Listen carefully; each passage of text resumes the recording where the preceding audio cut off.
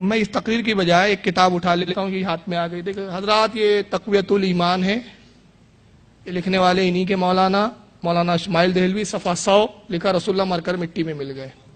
صفحہ 30 رسول اللہ اور تمام انبیاء تمام مخلوق چمار سے زیادہ ذلیل ہے. صفحہ 65 رسول اللہ بڑے بھائی سے زیادہ مت مانو.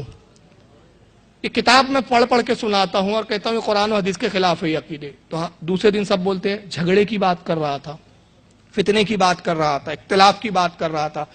تو یہی شخصیت، یہی جلسہ، یہی علماء کی سربراہی، یہی مسند، یہی اسٹیج، یہی کرسی، یہی مائک اور یہی سامعین. تو جب میں نماز کی بات کروں تو میں اتحاد کا دل دادا، اچھا عالم، اچھا مولانا، مگر جب میں تمہاری کتاب اٹھاؤں تو میں فتین. تو جب تک میں نے کتاب نہیں اٹھائی تھی میں فتین نہیں تھا. فتین ہوا کس بنا پر؟ آپ کی کتاب سنانے پر. تو پھر فتنہ مجھ میں ہے کہ اس کتاب میں ہے؟ کلپ آپ کی میں نے سنایا تو فتین ہو گیا. تو کلپ آپ کی تھی، مولانا آپ کا تھا. تو جب عالم اس طرح کی باتیں بول رہا تھا، فتین وہ تھا کہ میں. آپ نے چھاپی کائی کے لیے؟ چلیے پوچھئے کتاب کائی کے لیے چھاپی جاتی ہے؟ پڑھنے کے لیے. اور جس کو نہ معلوم ہو اس کو بتانے کے لیے. آپ نے نہیں پڑھا، میں نے پڑھا، میں آپ کو بتا رہا ہوں. پرابلم کیا ہے؟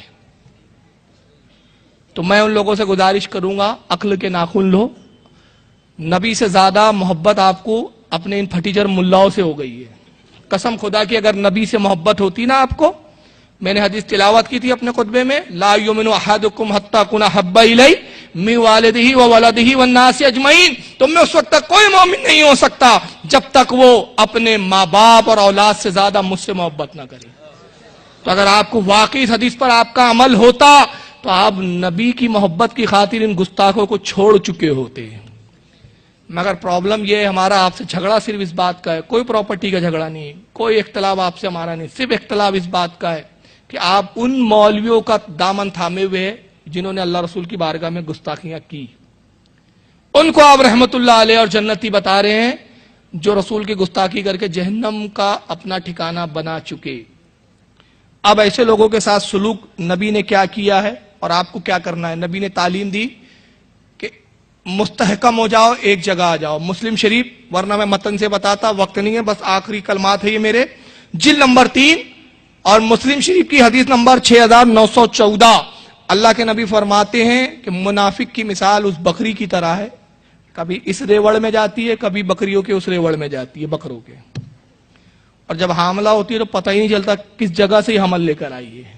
یہ نبی نے مثال دی، میں نے نہیں دیا ہے. مسلم شریف حدیث نمبر 6914. نبی نے فرمایا جو ڈھلمل ہوتا ہے ادھر بھی، اس کی مثال کیا ہے؟ اس بکری کی مانند کبھی بکروں کے اس ریوڑ میں جائے، کبھی بکروں کے اس ریوڑ میں جائے، اور حاملہ ہو کے آئے تو پتہ ہی نہیں چلے لایا کہاں سے ہے. تو اس لیے یک گیر محکم گیر، ایک دروازہ پکڑو، مضبوط پکڑو. اور دروازہ وہی مضبوط ہے جو مسلک اعلی حضرت کے نام سے نامزد ہے. میں عشق میں نہیں کہہ رہا ہوں، میں دلائل کی روشنی میں کہہ رہا ہوں، اور ذمہ داری کے ساتھ خدا کی قسم اس زمانے میں اگر کوئی راستہ ہے جو ہمیں جنت تک لے جا سکتا ہے اس زمانے میں، وہ مسلک اعلی حضرت کا راستہ.